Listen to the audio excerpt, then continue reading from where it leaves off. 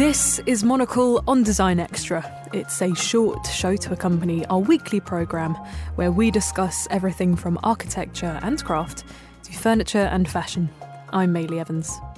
Road signage. Whether permanent or temporary in nature, these graphic symbols are designed to keep drivers en route, alert of potential dangers, and to help weary travellers find their way. Each nation has refined their own approach when it comes to choices and shape and colour. But for more, let's join Monocle's design correspondent, Stella Roos, as she reflects on roadside design encountered on recent travels.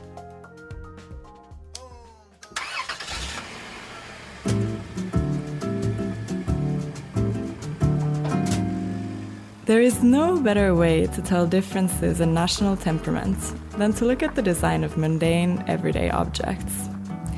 This year, I've been lucky enough, or foolhardy you might say, to have taken a couple longer road trips across Europe. And I can now report that one great example of this is road signage. I started out driving through France. The French love their roundabouts, and in almost every one there will be a blue arrow pointed to toute direction, or all directions, in large capital letters. It is not unusual to find that there's another sign below, pointed the other way and instructively labeled autre direction, or other directions. It's definitely a poetic take, existentialist you might say. Spare a thought for us banal people hoping to get from A to B, or even just to exit the roundabout. Eventually, I did make it across the border into Spain. All that driving in circles had put me behind schedule, and it was already late when I got on the A9 headed south to Barcelona. Helpfully, Spaniards are alerted when they enter an accident-prone stretch of highway with an extra-large reflective plaque that declares a zona de concentración. A few kilometers later, there is another plaque informing drivers that the zone of concentration has now ended. It's time for a siesta at the wheel, I guess.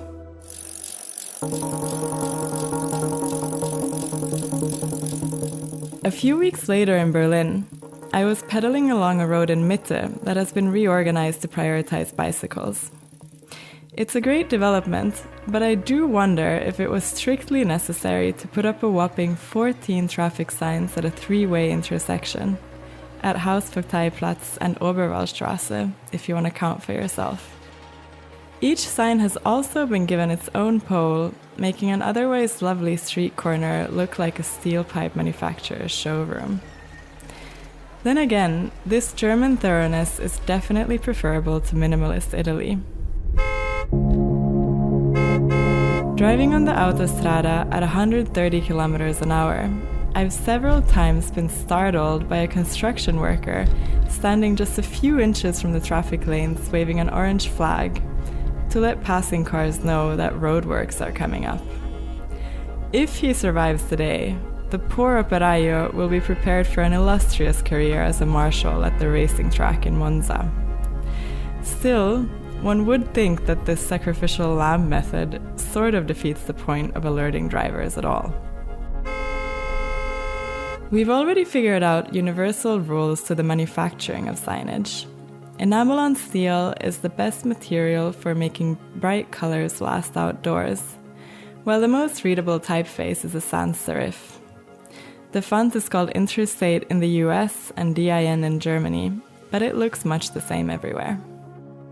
However, it does seem that the topic of communication norms on road signage would still benefit from being hashed out by diplomats at the EU Commission.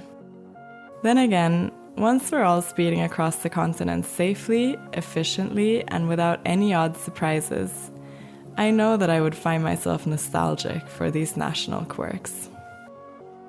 For Monocle, I am Stella Roos.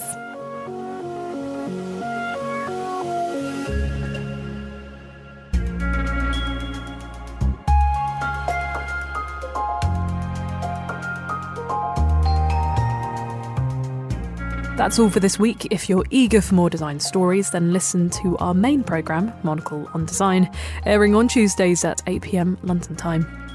Or if you prefer print, you can pick up a copy of Monocle magazine. It's available on all good newsstands now. Today's episode was produced by me, Maylee Evans. Thank you for listening.